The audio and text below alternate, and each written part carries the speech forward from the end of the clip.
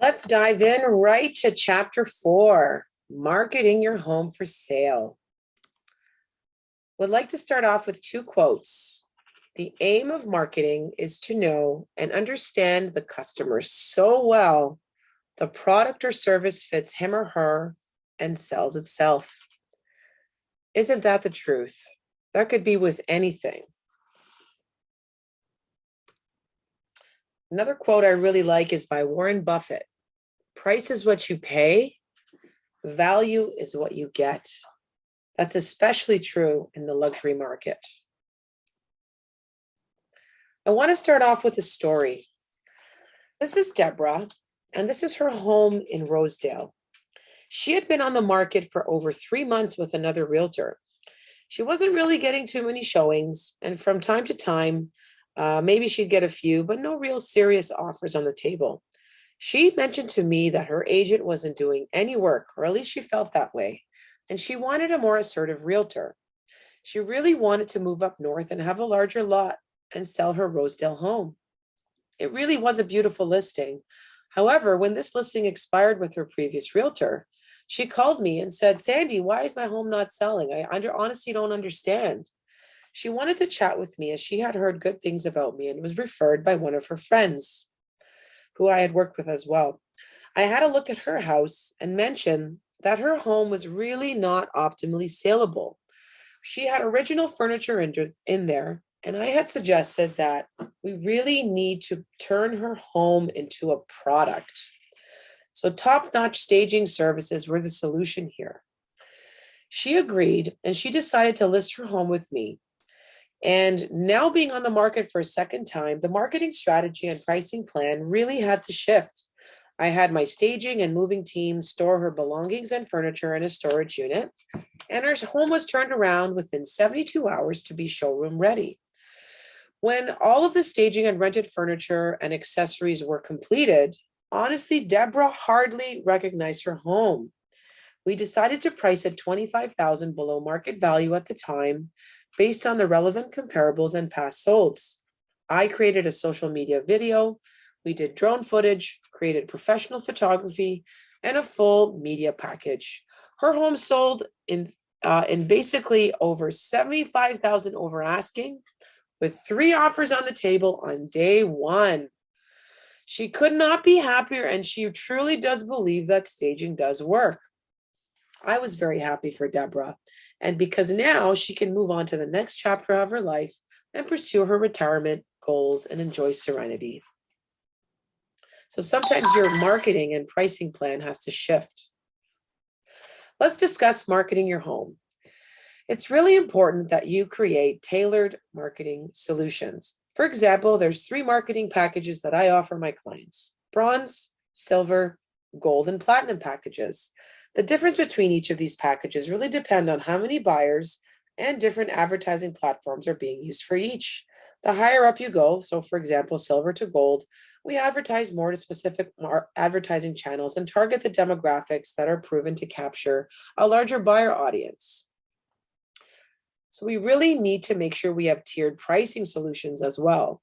So this all depends on market conditions, economic conditions, and also what available inventory and comparable properties are in the area to be strategic. First impressions are really everything.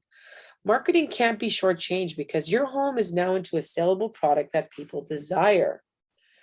A lot of times, Google SEO optimization are excellent sources of traffic and really drive interest to your advertised home.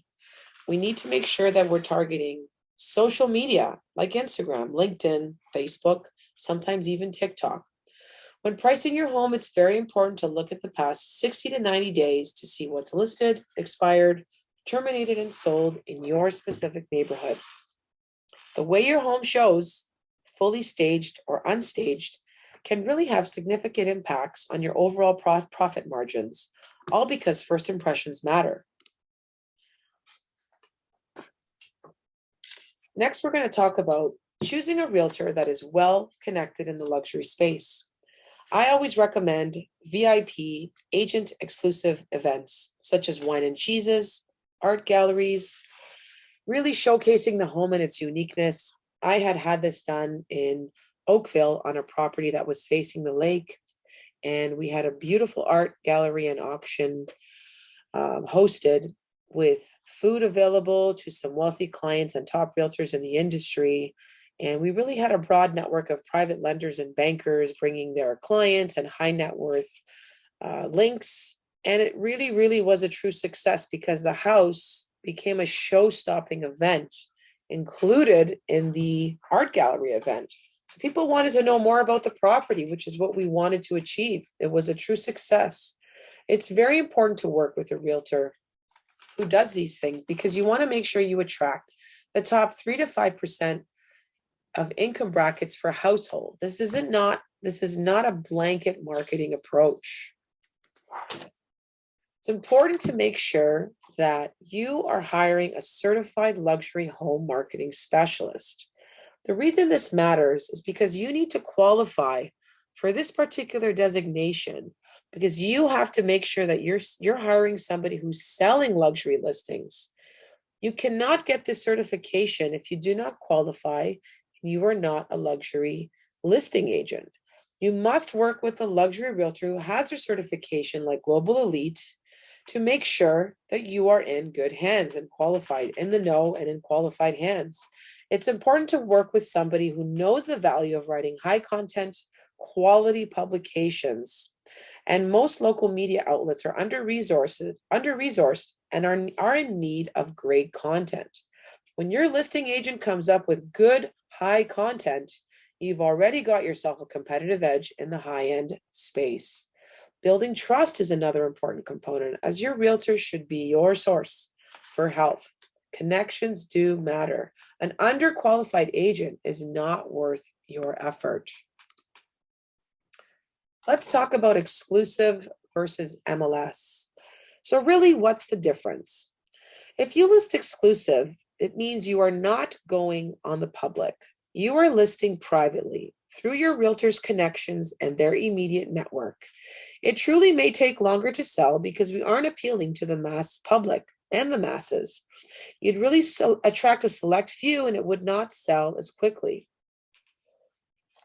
The benefit of listing exclusively is that you can protect your discretion, your privacy, and the whole world does not need to see the interior of your home online. You only need one buyer to sell your house, especially in the luxury space. So since this is the case, exclusive could really, really narrow in on that serious person who really, really was interested in your home. If you're listing on MLS, you're basically going public. And when you go public, you're letting everybody, including all top realtors, know that your home is going on the market. And you need to make sure you captivate an entire blanket audience so that you create the buzz all over the internet to maximize the number of showings possible. You want to make sure that when you're advertising exclusively, that you're attracting qualified people that are qualified financially. So no one from the general public would be able to find your property if you advertise exclusively. Only realtors would be able to locate and find your property. When you go public on MLS, you really attract a wider platform of buyers who are searching for your home, and you can get more offers on the table. So this all begins with what's important to you, your pros and cons, timing in the market. Exclusive definitely will take a little bit longer if you don't have the right match of the buyer immediately. Although it will happen, it just takes more time. And MLS, you typically will sell your home quicker in a shorter period of time. You just attract more people. Let's discuss 9 costly mistakes to avoid when marketing your home. The first mistake is emotional involvement. Selling your home can really be emotionally taxing, especially if you've never sold before. And you really got to be realistic and think of this as a business transaction. Once your home hits the market, you got to think of it as an asset and a product. And think of yourself more as a business person than the homeowner.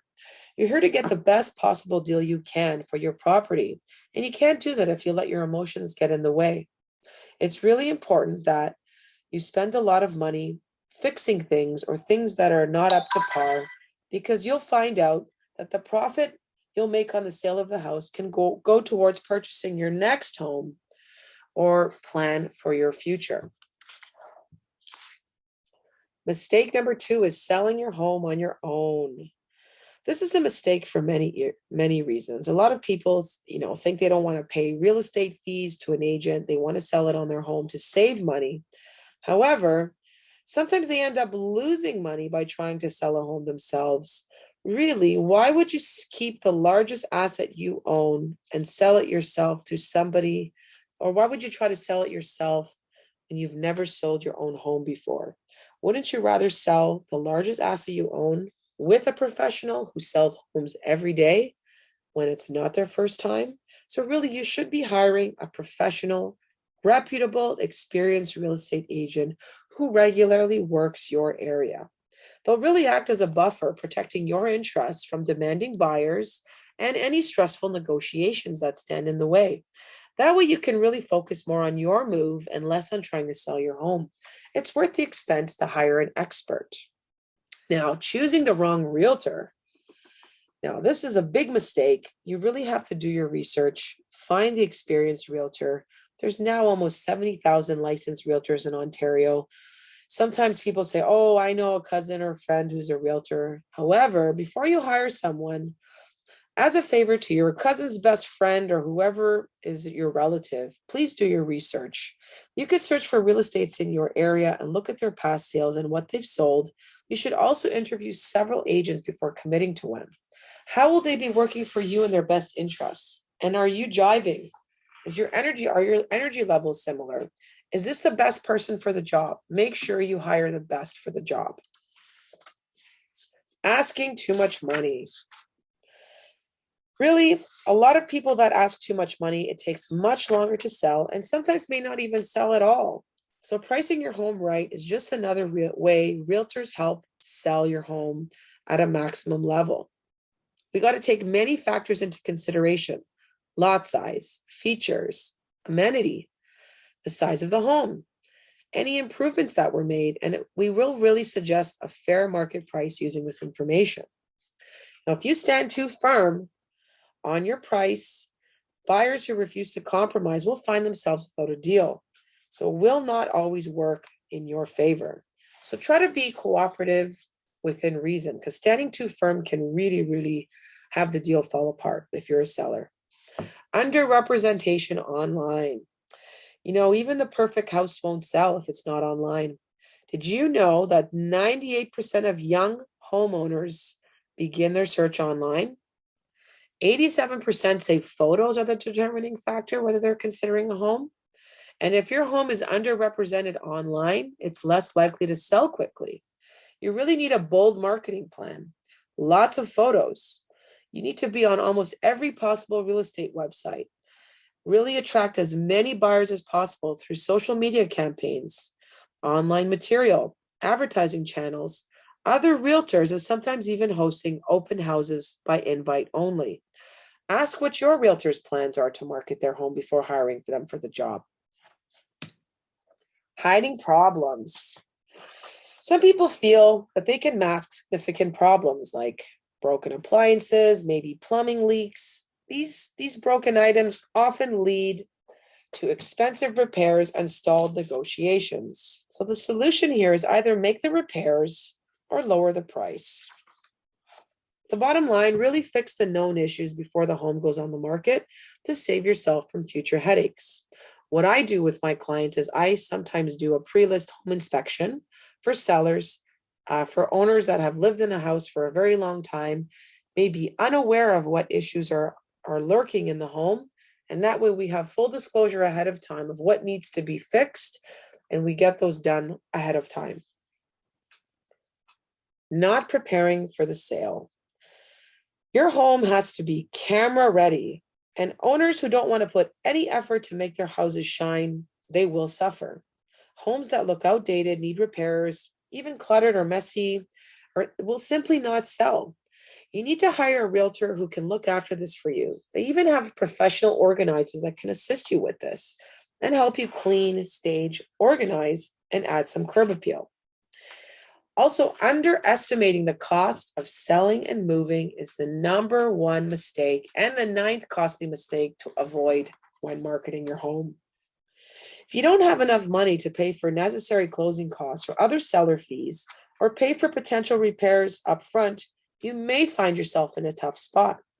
You really need to take a hard look at your finances, look at all associated costs before putting your home on the market. So here are the most common costs.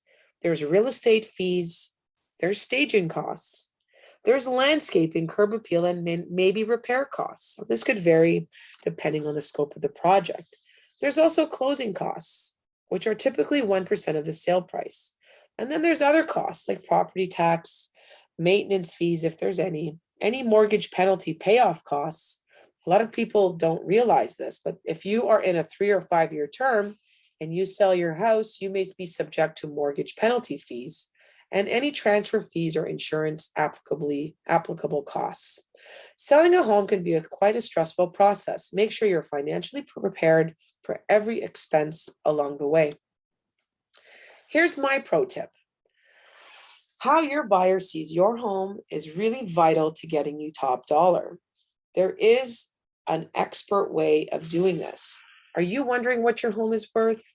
Get your free home evaluation now. Are you wondering what the costs are? If you were to put your home on the market, do you need some guidance? If so, email me and I can send you that net sheet anytime at sandysold@outlook.com.